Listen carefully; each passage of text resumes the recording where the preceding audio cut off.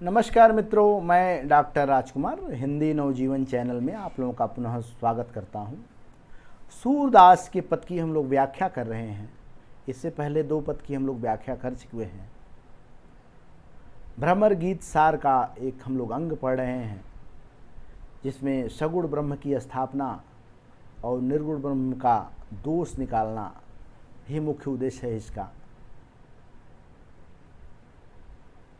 उद्धव कृष्ण के मित्र हैं और परम ब्रह्म के ज्ञाता हैं। कृष्ण उद्धव को मथुरा से वृंदावन भेज दिए हैं। गोपिकाओं को वह अपने निराकार ब्रह्म का उपदेश दे रहे हैं, लेकिन गोपिकाएं हैं कि जो कृष्ण के प्रेम को छोड़ती नहीं हैं। उसी कड़ी में यह आगे कविता जो पद है उसी क्रम में है।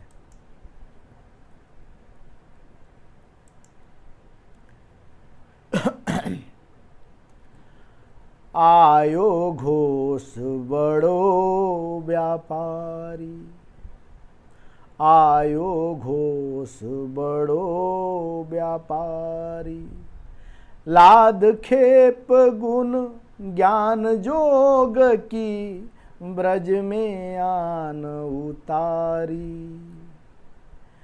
फाटक देकर हाटत मांगत, भंवरे निपट सुधारी। धुरही तय खोटो खाए हैं, लय फिरत सिर भारी। इनके कहे कौन डहकावे, ऐसी कमन अजानी। अपनो दूध छाड़ी को पिए, खार कूप को पानी। ऊधो जाहु सवार वहाँ तय वेगी, बरहु जानी लावे। मुँह मांगो पय हो सूरज, प्रभु सागहु आन दिखाओ। जिस तरह एक व्यापारी व्यापार करने आता है तो व्यापार करने का मुख्य लक्ष्य होता है लाभ कमाना। वो अपनी उल्टी सीधी बातें करता है। तो यहाँ जो गोपिकाएं हैं, प्रसंग ये है कि भगवान कृष्ण के कहने पर, प्रसंग में आप लोग क्या लिखेंगे कि भगवान कृष्ण के कहने पर उद्धव वृंदावन में पहुंच गए हैं और गोपिकाओं को परम ब्रह्म उपासना अर्थात निर्गुण धर्म का ज्ञान दे रहे हैं। और गोपिकाएं उद्धव से यहाँ कहती है कि आओ घोष बड़ो व्यापारी। मतलब लग रहा है कि मथुरा में बहुत बड़ा व्यापारी आ गया है। वह व्यापारी क्या रखा है अपने पास? लाद खेप गुण ज्ञान जोग की, ब्रज में आन उतारी। वह निर्गुण ब्रह्म का ज्ञाता है। लाद खेप गुण ज्ञान जोग की निर्गुण ब्रह्म का ज्ञाता है। वह अपना ज्ञान जोग देने के बाद ज्ञान जोग लेकर ब्रज में उतर गया है। अर्थात ब्रज में अपना ज्ञान, निर्गुण ज्ञान को बेचने आया है, सगुण ज्ञान को खरीदने आया है। इसकी चर्चा वो लोग कर रही हैं। कैसे कहती हैं कि फाटक देकर हाटत मांगत, भंवरे निपट सुधारी। वह कह रही हैं कि फाटक देकर, हाटक मांगत, वह अपना खोटा सिक्का देकर हम लोगों का खरा खरा सोना लेना चाहता है। अर्थात यहाँ कुल मिला जुला कर कह सकते हैं कि जैसे जो उद्धव हैं वो अपनी ज्ञान की पिटारी, कौन सी ज्ञान की पिटारी? निर्गुण ब्रह्म की ज्ञान की पिटारी ब्रज में लाकर उतार दिए हैं। और वह क्या कहते हैं कि आप लोग निर्गुण ब्रह्म की उपासना करिए।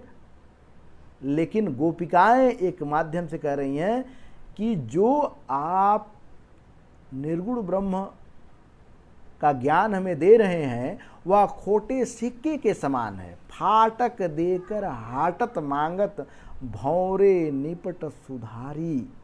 हमें नीरा अज्ञानी जानकर, मतलब हम लोग मूर्ख हैं कि अपने सगुण धर्म की स्थापना को, सगुण को छोड़कर, मतलब भगवान कृष्ण को छोड़कर तुम्हारे निराकार ब्रह्म को जपे।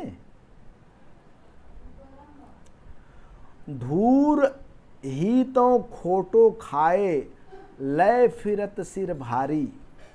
और फिर आगे कहती हैं कि ये जो खोटी कमाई करने की तुमने आदत शुरू कर दी है, यानी तुम शुरू से ही, हमें लगता है कि तुम शुरू से ही खोटे कमाई की आदत शुरू कर दी है, यानी खोटे कमाई की आदत तुम शुरू कर दी है, इसीलिए तुम्हारे सिर पर यह भारी गठरी के समान लद गया है। अर्थात जो निर्गुण ब्रह्म लेकर आए हो, जिस तरह व्यापारी अपना खोटा माल लेकर सिर पे रख के चारों तरफ घूमता है लेकिन कोई उसका सामान लेता नहीं है, उसी तरह तुम खोटा, यानी जो निराकार ब्रह्म का ज्ञान है, एक तरह से तुम्हारे सिर पर भारी गठरी के समान लदा हुआ है और तुम इधर उधर घूम रहे हो। इनके कहे कवन डहकाए ऐसी कवन अजानी। कौन वृंदावन में कौन मूर्ख है जो इसके बहकावे में आ जाएगा। अर्थात हम लोग जो गोपिकाएं हैं वह तुम्हारे बहकावे में कभी नहीं आ सकती। फिर आगे उदाहरण देती हैं, चूंकि उदाहरण बार बार जैसे ये मतलब गोपिकाएं देती रहती हैं। अपनो दूध छाड़ी को पिए खार कूप की प्यानी। कौन अपने घर का दूध छोड़ के और तुम्हारे खरे जो कुएं के पानी लाए हो, उस खरे पानी को कौन पिएगा। अर्थात जो दूध है वह परम ब्रह्म कृष्ण का प्रेम है और जो निर्गुण है वह खारे पानी के समान है। यहाँ तुलना कर रही हैं, एक तरह से उदाहरण दे रही हैं कि तुम्हारे इस खोटे, यानी जो तुम्हारे जो खोटे ज्ञान है निर्गुण ब्रह्म की, तो उस खारे पानी के समान है और तुम चाहते हो कि हम आप लोग अपना दूध दे दें और तुम्हारे जो कुएं का खरा पानी लाए उसको हम लोग पी लें। ऐसा नहीं हो सकता। ऊधो जाहु सवार ते बेगी गरहु जानी लावे।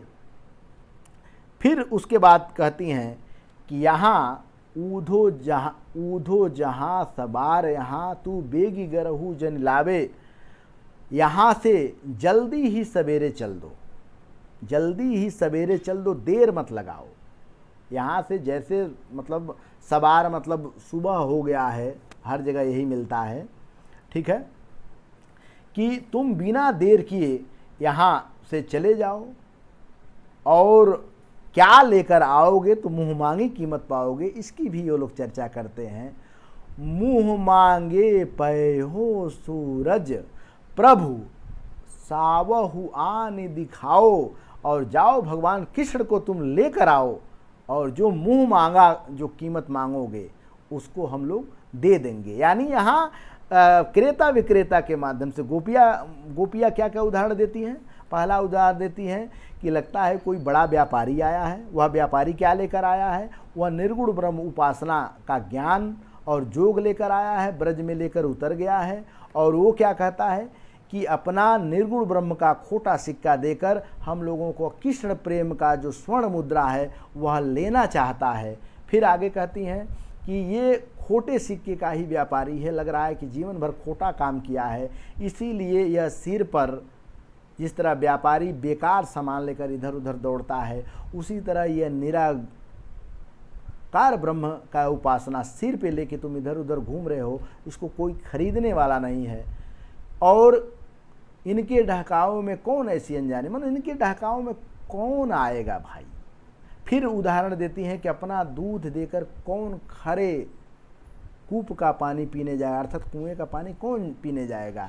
इसलिए फिर अंत में कहती हैं कि सुबह होते ही तुम भग जाओ, यहाँ रुको मत, तुम वृंदावन मत रुको, तुम सुबह यहाँ से भग जाओ, चले जाओ और जाकर कौन सा सामान लाओगे तो तुम्हें मुँह मांगी कीमत देगी।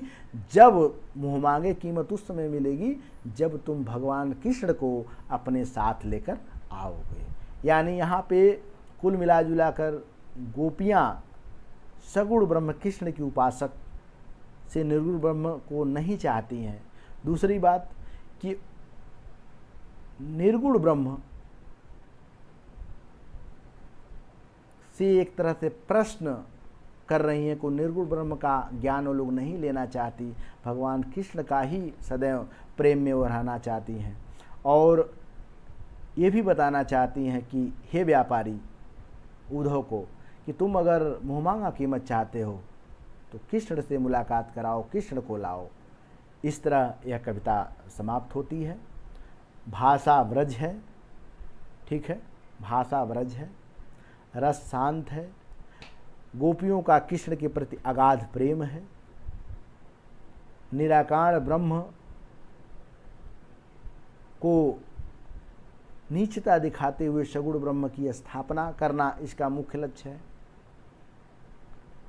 और जो बार बार उदाहरण अलंकार पूरे ब्रह्म विस्तार में मिलेगा, इसलिए उदाहरण अलंकार भी है, साथ साथ उपमा रूपक दृष्टांत भी इसमें मिलता रहता है। चलिए आज यहीं यह कविता समाप्त होती है। पुनः अगले कविता हम लोग मिलते हैं। बने रहिए हिंदी नवजीवन चैनल के साथ। बहुत बहुत धन्यवाद। बने रहिए हिंदी नवजीवन चैनल के साथ। बहुत बहुत धन्यवाद। और इसका भी आप लोग ध्यान दीजिए।